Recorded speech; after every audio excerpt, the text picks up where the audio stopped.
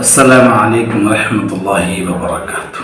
اللہ کے نبی صلی اللہ علیہ وسلم ہمارے آخری پیغمبر ہیں، تو دوستو ظاہر سی بات ہے کہ آپ صلی اللہ علیہ وسلم کے بعد سلسلہ نبوت تو ہے نہیں۔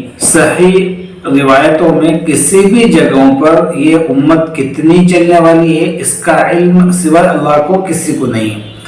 جب اتنی طویل یہ امت چلنے والی ہے تو اس امت کو جگہ جگہوں پر ضرورت پڑے گی اور نبی کا دور دور ہوتا چلا جائے گا، تو کہیں ایسا نہ ہو کہ یہ امت اپنے نبی کے ان طریقوں کو بھول جائے اور صحیح رہنمائی اس کی نہ ہو۔ اس لیے اللہ نے سلسلہ نبوت تو ختم کر دیا، لیکن امت کو صدیقین، شہداء، صالحین، اولیاء امت اور علماء امت سے جوڑا اور فرمایا کہ تمہیں میرے نبی کا طریقہ معلوم کرنا ہو تو ان سے ملتے رہنا، اگر ان سے ملو گے تو میرے نبی کا طریقہ تمہیں معلوم ہو جائے گا۔ تو دوستوں اس کا مطلب یہ نہیں ہے کہ ان کو نبی بنایا گیا، مطلب یہ ہے کہ ان کو علماء کو انبیاءوں سے جوڑا گیا صحیح رہنمائی کے لیے۔ علماء کا بہت بڑا مقام و مرتبہ ہوتا ہے۔ عالم دین چاہے وہ عالم باعمل ہو یا اس پر اپنے علم پر عمل نہ کرتا ہو، لیکن وہ نبی کا وارث ہوتا ہے۔ العلماء ورثۃ الانبیاء کہا گیا ہے۔ دوستوں علماء کی تحقیر کرنا، ان کی تذلیل کرنا یہ بہت بڑا جرم ہے۔ دوستوں نبیوں کی، انبیاءوں کے یہ وارث ہیں۔ دوستوں اس کا مطلب یہ نہیں ہے کہ ایک شخص ہے جو بہت بڑا پہلوان ہے اور اس کا بچہ اگر کمزور ہے، لاغر ہے، وہ پہلوانی کرنے کے لائق نہیں ہے، تو اس کا مطلب تو یہ ہرگز نہیں ہے دوستوں کہ یہ اس کا وارث نہیں بن سکتا، کہ یہ پہلوان ہے اور اس کا بچہ جو ہے وہ معذور ہے۔ اگر کوئی شخص بہت بڑا پائلٹ ہو، کرکٹر ہو اور اس کے اپوزٹ ہو اس کا بچہ، تو اس کا مطلب یہ نہیں ہوگا کہ یہ اس کا وارث نہیں بنے گا۔ اس کا وارث بننے کے لیے کسی اچھے پلیئر کو لانا پڑے گا یا کسی پہلوان کو لانا پڑے گا، نہیں دوستوں، کیسا بھی ہے اس کا بچہ ہے، اس کا وارث ہے۔ تو یہ علماء جو ہے یہ انبیاءوں کے وارث ہیں۔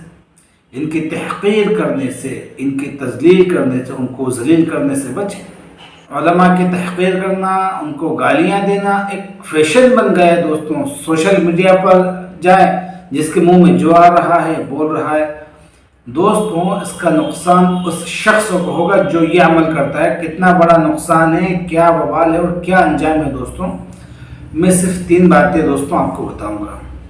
قرآن پاک میں اللہ تعالیٰ نے ایک آیت نازل فرمائی اور ایک خاص موقع پر دوستوں اس حوالے سے علماء کہتے ہیں کہ جو شخص عالم دین کی توہین کرتا ہے تو اس کے بارے میں یہ ڈر ہے کہ وہ کافر نہ ہو جائے۔ رسول کریم صلی اللہ علیہ وسلم صحابہ اکرام کے ساتھ غزوہ تبوک پر تشریف لے جا رہے تھے۔ گرمی کا زمانہ تھا۔ تبوک جو ہے وہ بہت دور تھا، مدینہ منورہ سے کافی لمبا سفر تھا۔ منافقین نے راستے میں مسلمانوں کا اور حضور صلی اللہ علیہ وسلم کا مذاق اڑانا شروع کیا، تمسخر کیا، ان کے اوپر ہنسنے لگے، ان کے اوپر طعنے دینے لگے کہ اتنی گرمی ہے، یہ جا رہے ہیں تبوک اور نعوذ باللہ محمد صلی اللہ علیہ وسلم یہ خواب دیکھ رہے ہیں کہ ہم شام اور روم کے محلات کو فتح کریں گے۔ اور پھر یوں کہنے لگے کہ ہمارے جو قرہ ہے، ہمارے جو قاری ہے، مسلمان جو قرہ تھے، ان کے بارے میں یہ کہنے لگے کہ یہ جو قاری ہیں یہ پیٹو ہیں، پیٹو، یہ جھوٹ بولتے ہیں، یہ بزدل ہیں، یہ جنگ نہیں لڑ سکتے۔ تو مسلمانوں کی جماعت میں جو اس وقت قاری تھے، قرآن کے قاری تھے، علماء تھے، یہ لوگ ان کا مذاق اڑانا شروع کر دیے۔ حضور صلی اللہ علیہ وسلم کو جب اس بات کا پتہ چلا یہ ہمارے مسلمان علماء جو ہے یہ قرہ ہیں، ان کا یہ مذاق اڑا رہے ہیں، تو آپ نے ان کو بلوایا، تو ان سے پوچھا کہ تم نے یہ باتیں کیوں کہی دوستوں؟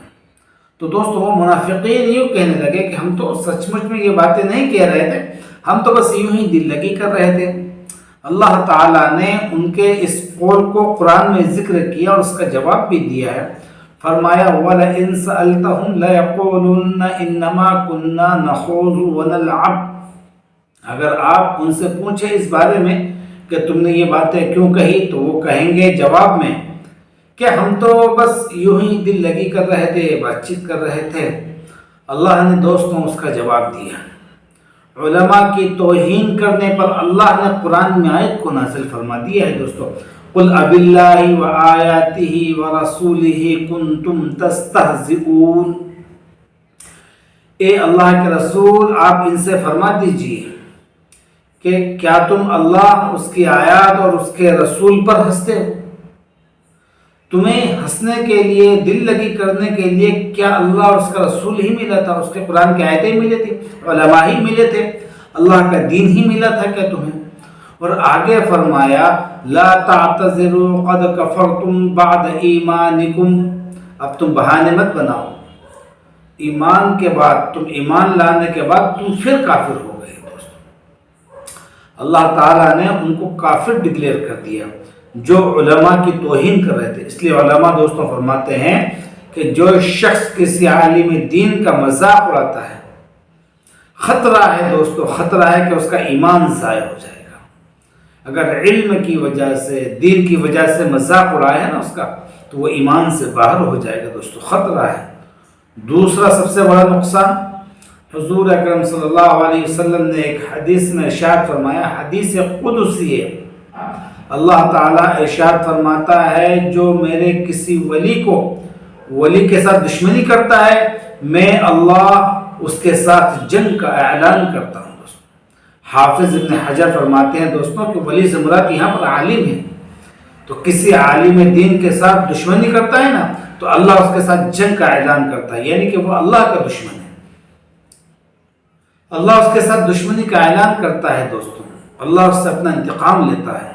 ہو سکتا ہے کسی کے ذہن و دماغ میں یہ خیال آ جائے کہ میں تو فلاں مولوی اور فلاں عالم دین کا مذاق اڑاتا ہوں، توہین کرتا ہوں، مجھے تو کچھ بھی نہیں ہوا، نہ میرا کوئی مال کا نقصان ہوا، نہ میری اولاد کا نقصان ہوا، نہ میرا کوئی نقصان ہوا، مجھے تو کچھ بھی نہیں ہوا، میں تو کرتا ہوں اور کرتا رہوں گا، علماء کا مذاق بھی اڑاتا رہوں گا۔ تو پھر آپ کیسے کہتے ہیں کہ اللہ اس کے ساتھ جنگ کا اعلان کرتے ہیں؟ مجھے تو نظر نہیں آتا۔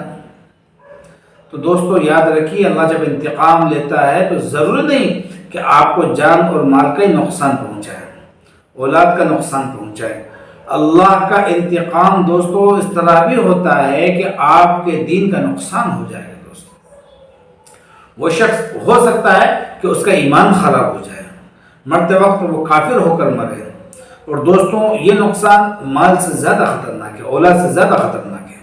اور تیسری بات سن لیجئے دوستوں، امام سالبی رحمۃ اللہ علیہ نے حضرت علی کا ایک قول نقل کیا ہے۔ حضرت علی رضی اللہ عنہ فرماتے ہیں کہ جس نے کسی عالم دین کی توہین کی، اس کی آخرت برباد ہو گئی۔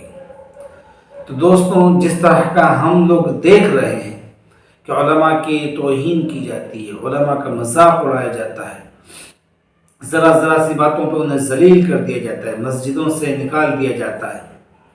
دوستوں یہ بات مجھے کہنے کی اس لیے نوبت آئی کہ ابھی چند دنوں پہلے ہمارے ایم پی کے ایک جگہ میں ہمارے ایک دوست کافی لمبے عرصے سے امامت کر رہے تھے، انہیں صرف اس لیے اس جگہ سے نکال دیا گیا، اور یہ کہہ کر کہ تم پہلے تو ان کے اوپر ذمہ داروں نے یہ بات کہی کہ بھئی آپ کو کیا ضرورت ہے، آپ اتنے بڑے کیوں بن رہے ہیں؟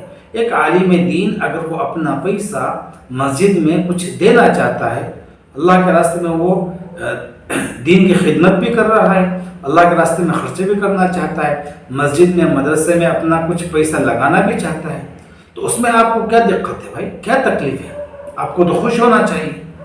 لیکن افسوس کہ ذمہ داروں کو یہ بات کھٹکی، کہا کہ بھئی آپ تو اتنے بڑے بن رہے ہیں کہ آپ جو ہے وہ مسجد میں چندہ دے رہے ہیں، مدرسے میں چندہ دے رہے ہیں، اور اس کے بعد یہ بات کہہ کر کہ آپ تو جب ان کے یہاں ایک کافی لمبے عرصے میں تقریباً 5 یا 7 سال کے عرصے کے بعد اولاد ہوئی، اللہ نے ان کو اولاد سے نوازا، تو انہوں نے سارے مسلیان کو مٹھائی تقسیم کی، ایک خوشی ظاہر کی کہ آپ کو کیا ضرورت تھی مٹھائی بانٹنے کی وغیرہ وغیرہ۔ تو یہ کیا طریقہ ہے؟ ایک عالم دین ہے، آپ کے یہاں محنت کر رہا ہے، کام کر رہا ہے، وہ اگر کچھ خرچہ کرنا چاہ رہا ہے، اپنے مسلیان کے اوپر خرچ کر رہا ہے، اپنی خوشی ظاہر کر رہا ہے، اور آپ اس بیسس پر، اس بنیاد پر اس کو نکال دو، اسے ذلیل کر دو، تو دوستوں بہت ہی سوچنے کا مقام ہے، بہت ہی افسوس کی بات ہے کہ صرف اتنی سی بات ہے کہ ان کے یہاں اولاد ہوئی، مٹھائی کھلائی انہوں نے، یا مسجد میں چندہ دیا تو ان کو نکال دیا گیا۔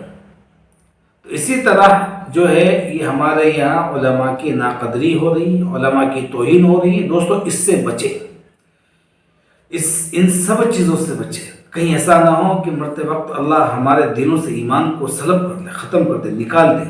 علماء کی توہین کرنا یہ بہت بڑا جرم ہے دوستوں۔